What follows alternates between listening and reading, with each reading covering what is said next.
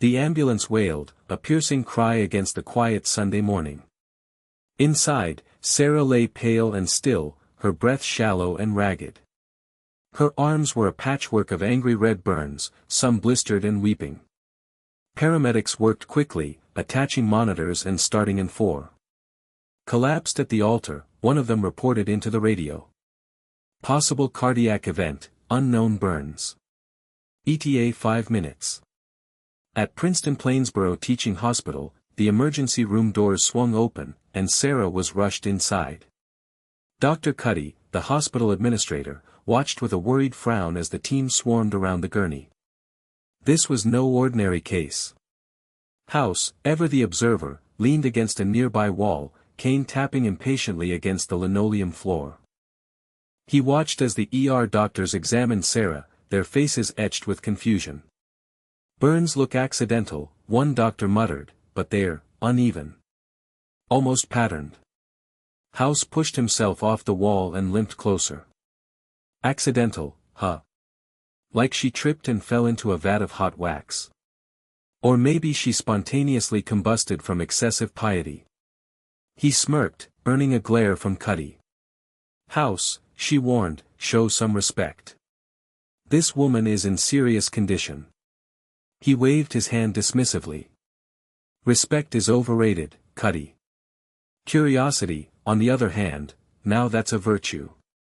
These burns are interesting."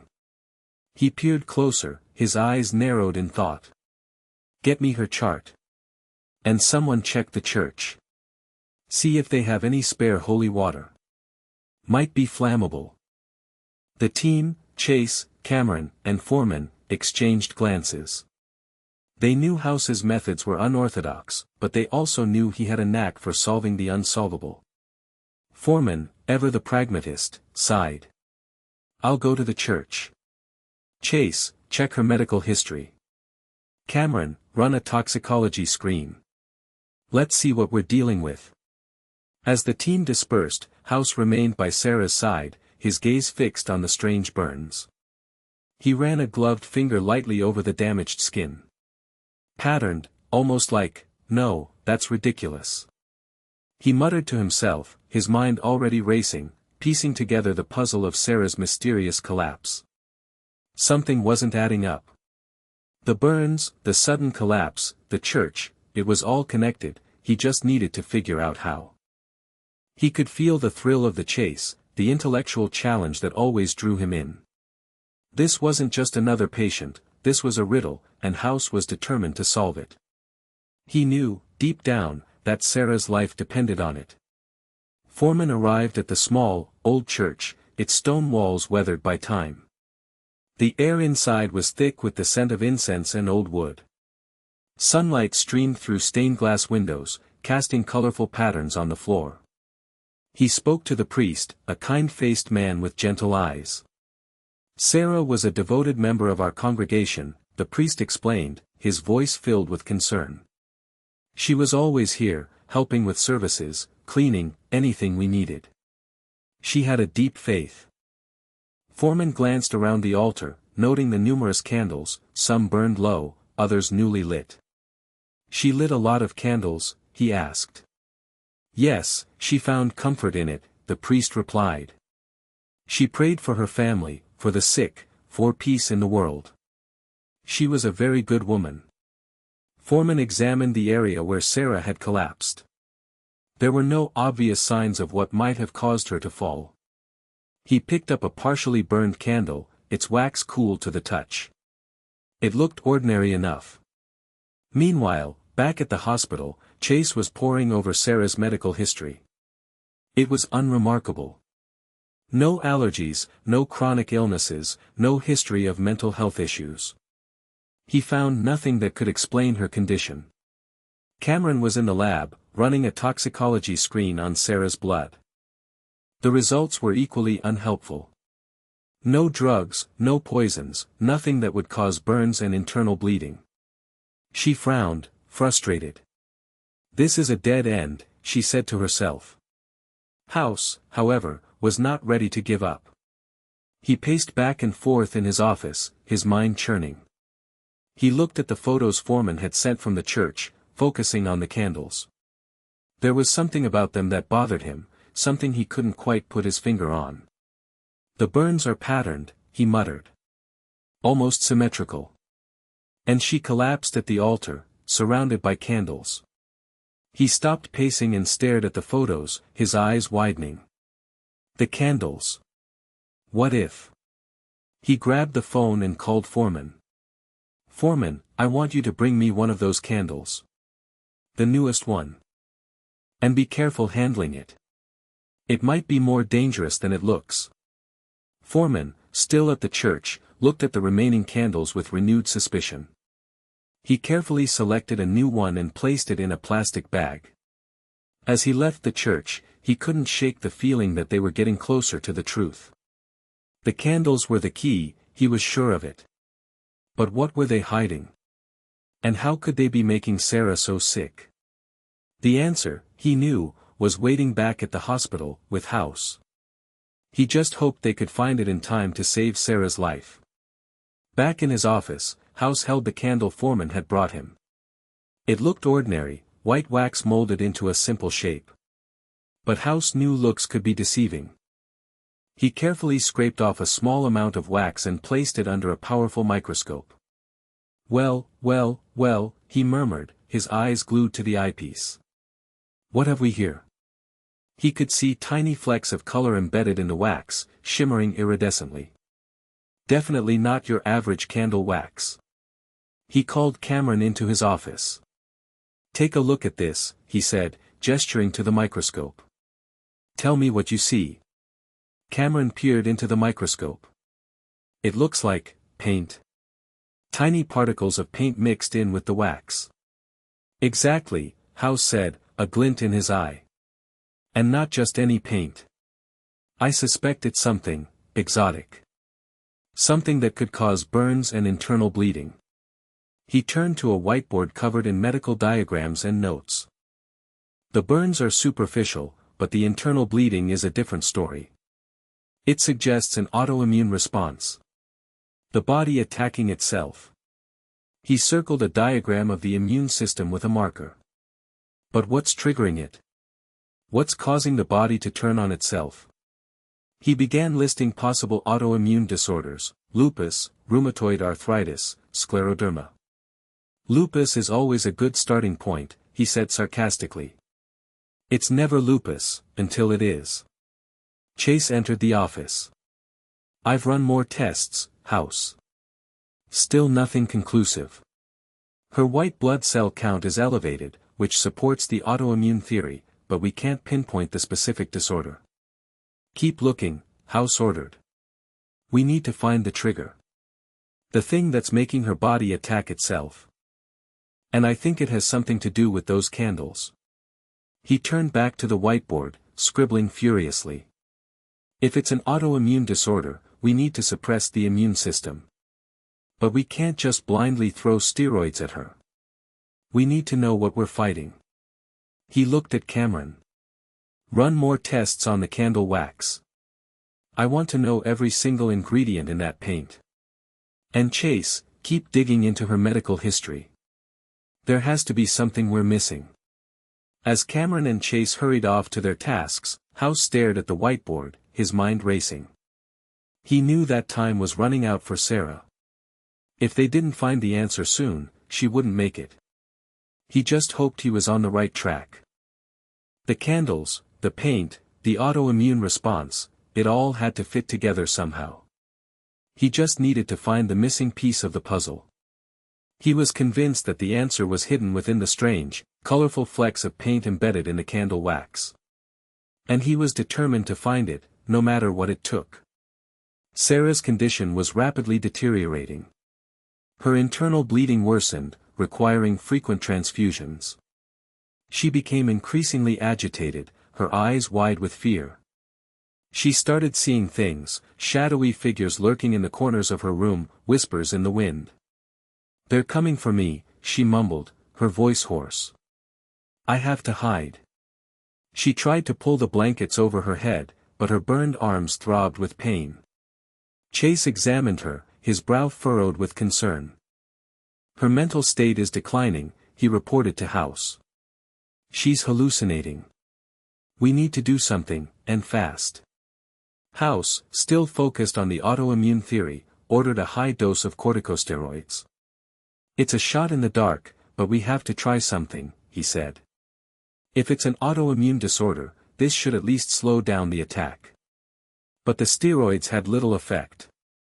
Sarah's hallucinations continued, and her internal bleeding showed no signs of stopping. The team was running out of options. Cameron, meanwhile, was making progress in the lab.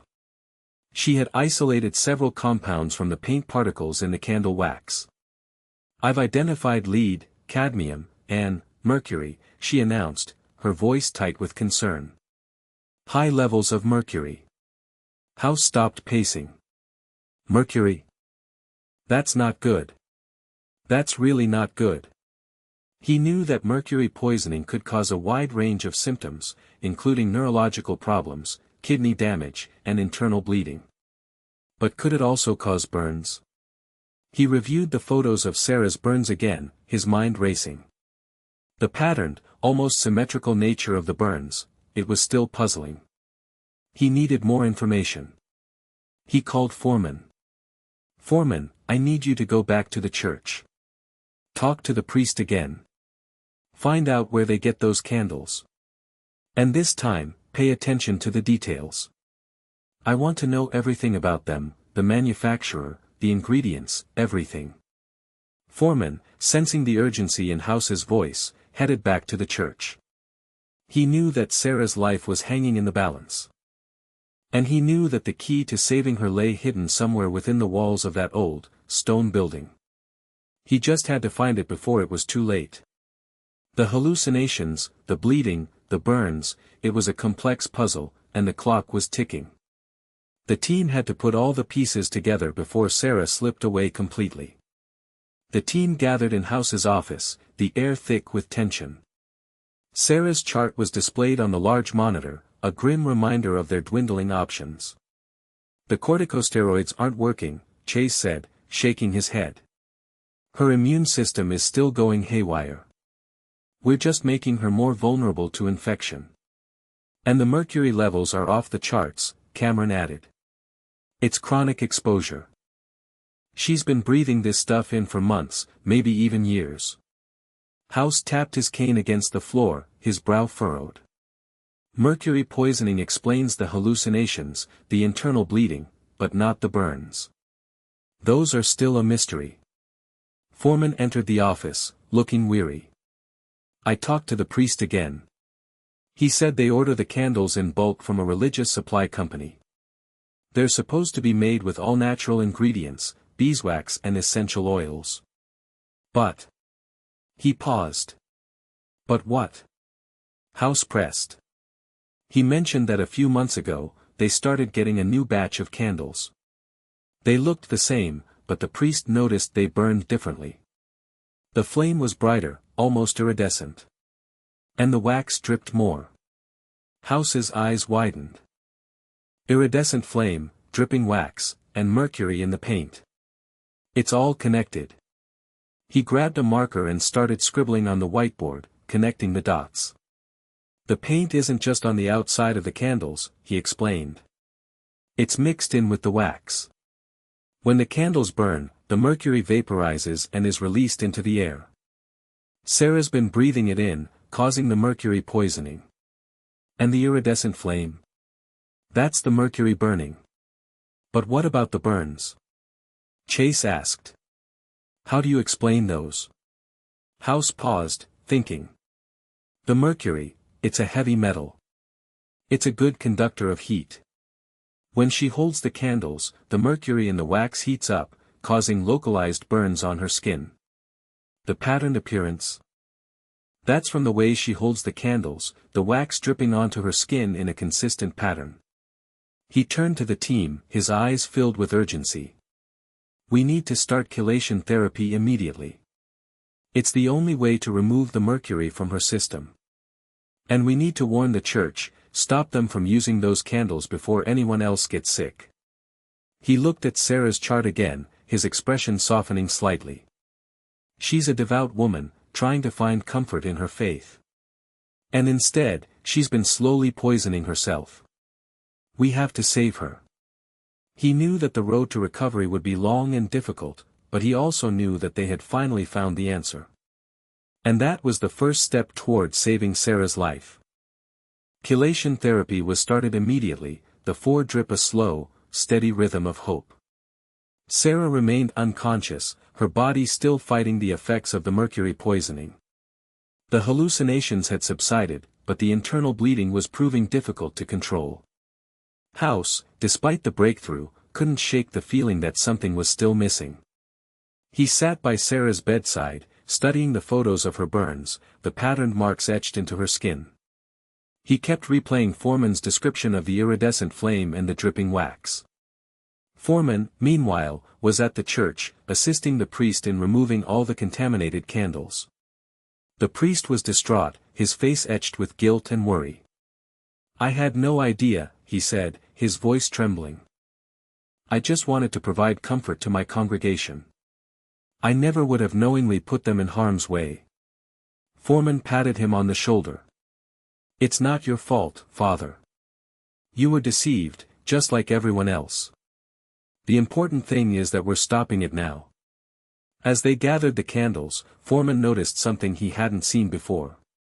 The base of each candle was slightly discolored, a faint greenish tinge to the wax. He picked up one of the candles and examined it closely. The greenish tinge formed a distinct pattern, almost like a fingerprint. He pulled out his phone and snapped a picture, sending it to House. "House, take a look at this. I found something else." Back at the hospital, House received the photo. He zoomed in on the image, his eyes narrowing. The greenish pattern, it was definitely unusual. "What do you see?" Cameron asked, peering over his shoulder. "I'm not sure," House said. "But it looks like some kind of residue. Something that's leaching out of the base of the candle." He called Cameron to the lab. "I want you to analyze this. See if you can identify the source of the green discoloration." While Cameron worked in the lab, House returned to Sarah's bedside. He watched her chest rise and fall with each breath, her face pale and fragile. He knew that chelation therapy would take time to work. And he knew that Sarah's body had already been through so much. He just hoped she was strong enough to pull through. He stared at her arms, thinking about the burns. There had to be something more to it. The pattern, the discoloration, it was all connected. He just needed to figure out how. It was like a puzzle within a puzzle, and House was determined to solve it. He owed it to Sarah, and he owed it to himself. The mystery was a siren's call he couldn't ignore. Cameron rushed into House's office, her face pale. "I found something," she said, her voice urgent. "The green residue, it's copper sulfate. It's used in some types of paint as a pigment and a fungicide." "Copper sulfate," House repeated, tapping his cane thoughtfully. "So, the paint contains mercury and copper sulfate. Interesting." He paused, his eyes widening. "Wait a minute, copper sulfate, that's also used in some types of holy water." He grabbed Sarah's chart and flipped through the pages. "Chase! Get in here," he shouted. Chase hurried into the office. "What is it, House?" "I need you to check Sarah's blood levels for copper," House said. "And I want you to review her medical history again. Look for any mention of religious rituals, anything about her involvement in the church." While Chase worked, House turned to Cameron. "The copper sulfate could explain the burns," he said. "It's a corrosive substance. If it's leaching out of the candles and mixing with the melted wax, it could be causing a chemical burn on her skin." Chase returned a few minutes later, his face grim. "Her copper levels are elevated," he reported. "And I found something else. In her medical history, there's a note from her primary care physician. Apparently, Sarah mentioned that she participates in a weekly candle-lighting ceremony at the church. She lights dozens of candles, praying for the sick and the afflicted." House slammed his fist on the desk. Dozens of candles.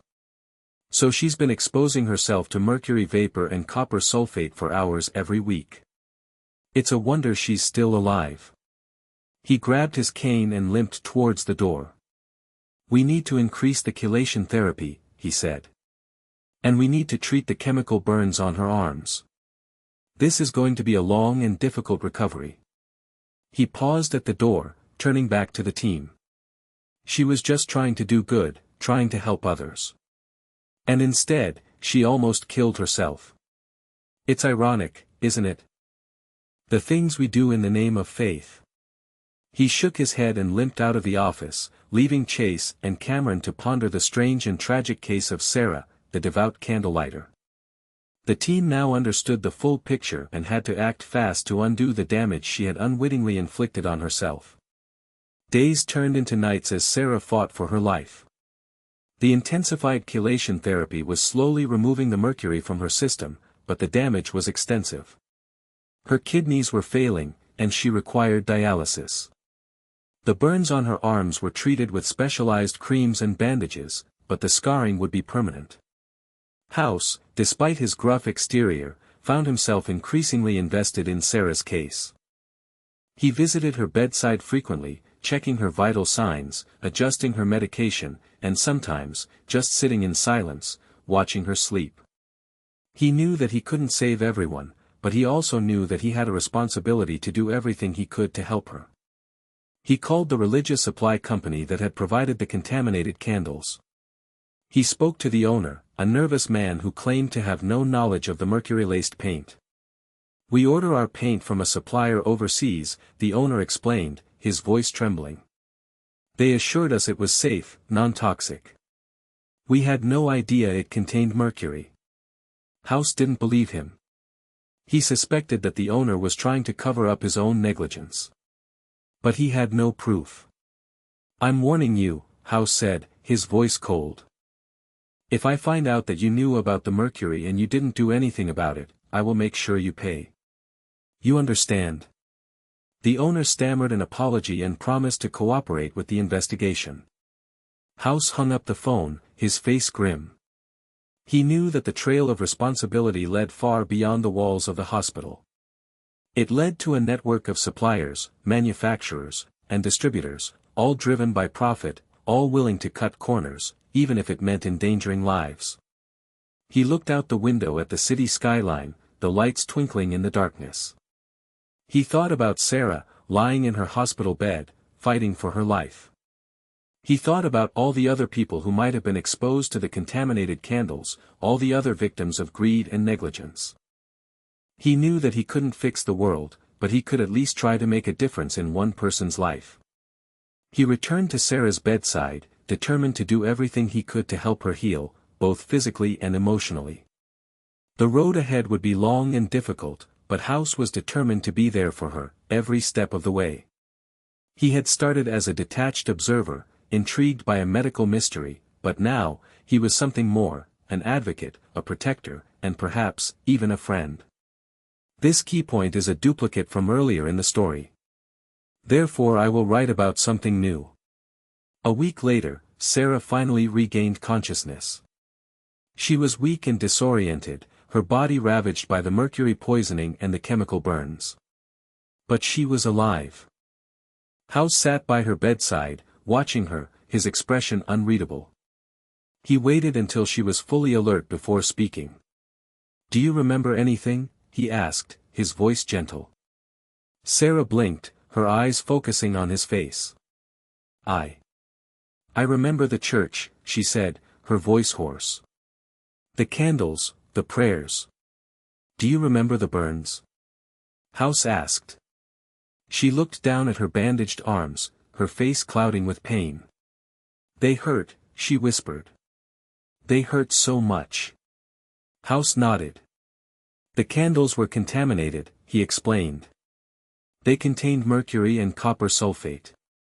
They were slowly poisoning you." Sarah's eyes widened in disbelief. "Poisoned?" she said. But I was just trying to help people." "I know," House said. "You were trying to do good. But sometimes, good intentions aren't enough. Sometimes, we have to be careful about the things we believe in. He paused, searching for the right words. You're going to be okay, he said. It's going to be a long and difficult recovery, but you're going to make it.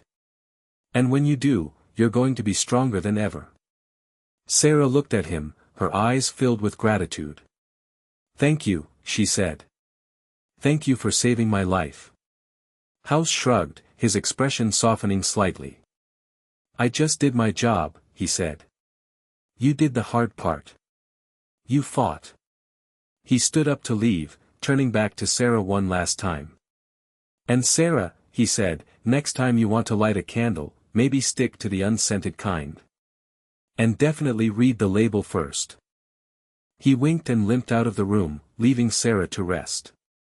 He knew that she had a long way to go, but he also knew that she was on the right track. She had faced death and emerged victorious. And that, House thought, was something worth celebrating. He went to find Foreman and Cameron. He had a craving for a large slice of pie. The case was still a tragic one, but there was a glimmer of hope. And sometimes, that's all you need. This key point is also a duplicate from earlier, so I will write about Sarah's ongoing recovery and House's continued involvement. Weeks later, Sarah was making slow but steady progress. The dialysis had stabilized her kidney function, and the burns on her arms were healing, though the scars would remain as a permanent reminder of her ordeal. She was attending physical therapy to regain her strength and mobility, and she was also seeing a therapist to help her cope with the emotional trauma of what had happened. House continued to visit her regularly, offering encouragement and support. He even brought her a bouquet of unscented, all-natural candles, just to lighten the mood. I thought you might need these, he said, handing her the flowers. Just don't try to light them all at once, okay? Sarah smiled, her eyes twinkling with amusement. Thank you, Dr. House, she said. That's very thoughtful of you. House shrugged. Don't mention it, he said. Just trying to prevent a repeat performance. He sat down by her bedside, and they talked for a while, about her recovery, about her faith, about her plans for the future. House listened patiently, offering his own unique brand of wisdom and sarcasm. You know, he said, sometimes the things we think are going to save us are the things that end up hurting us the most. It's important to be careful about what you believe in, and to always question everything. Sarah nodded, her expression thoughtful. I've learned that lesson the hard way, she said. But I'm not going to give up on my faith. I'm just going to be more careful about how I practice it. House smiled. That's all anyone can ask, he said. He stood up to leave, patting Sarah on the shoulder. Take care of yourself, he said. And don't hesitate to call if you need anything. Even if it's just someone to complain to. Sarah smiled. I will, she said. Thank you, Dr. House. For everything.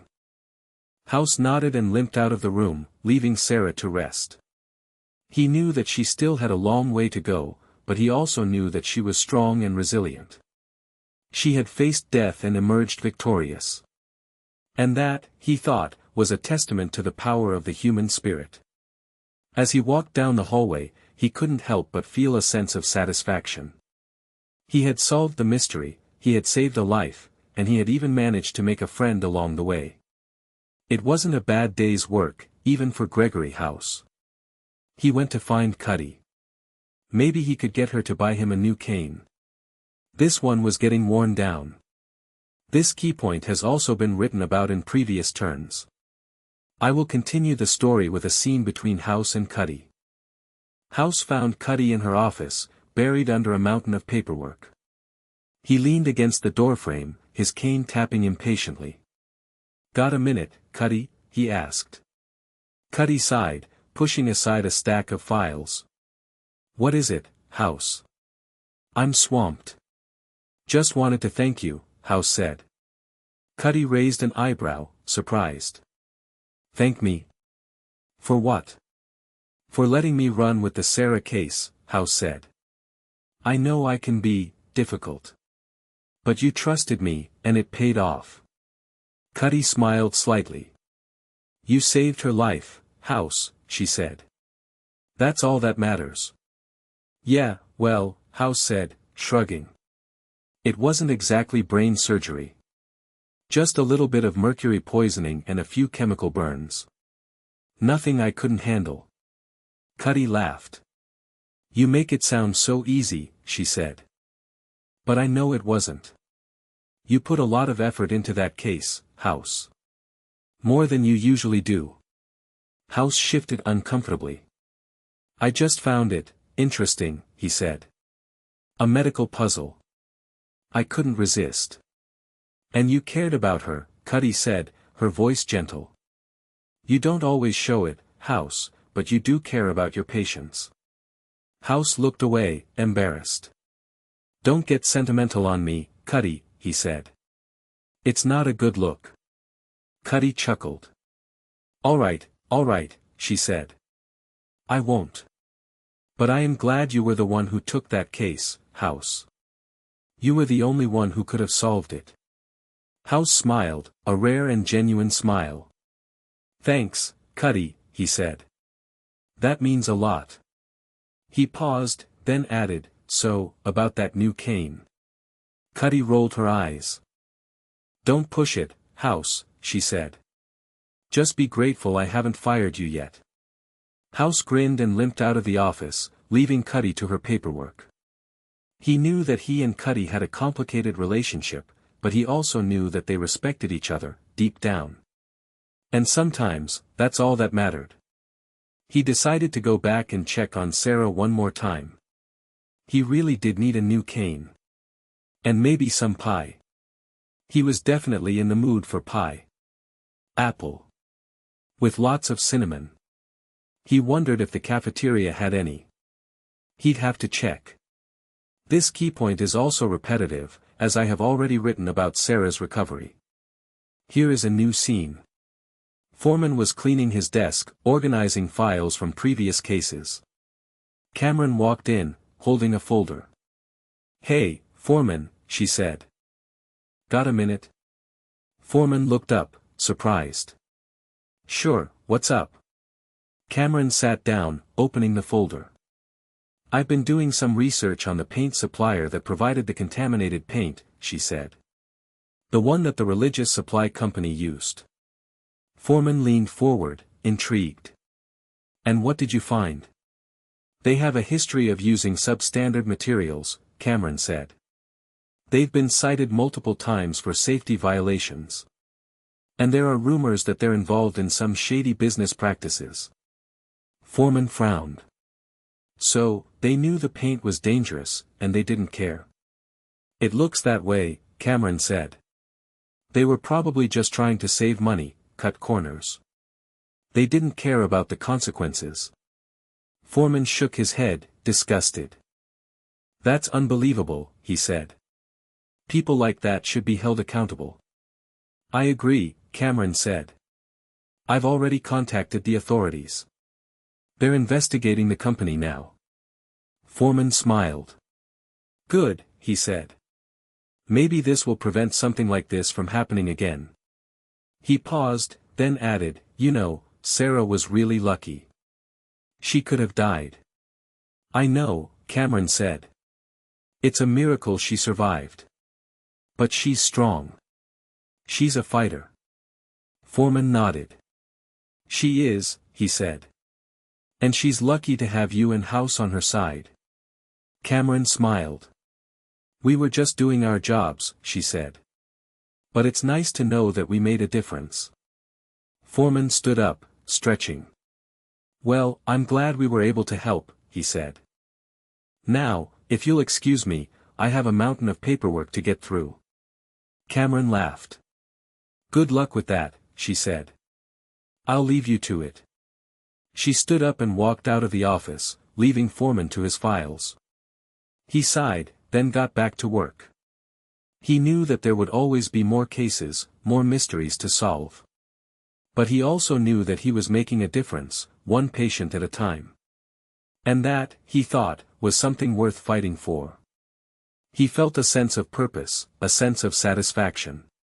He was a doctor, and he was helping people. And that was all that mattered. He decided to call his mom. He hadn't talked to her in a while. Maybe he'd tell her about the Sarah case. She'd probably be interested. She always was. This key point is also repetitive, so I will write a final scene with House reflecting on the case. House was sitting alone in his office, staring at the whiteboard. The diagrams and notes from the Sarah case were still there, a testament to the complex medical puzzle he had solved. He swiveled in his chair, looking out the window at the city lights. He thought about Sarah, about her faith, about the candles that had almost killed her. He thought about the religious supply company, about the paint supplier, about the greed and negligence that had put her life at risk. He sighed, running a hand through his hair. It was a strange case, a tragic case, but also a case that had taught him something. It had reminded him that even the most well-intentioned actions can have unintended consequences.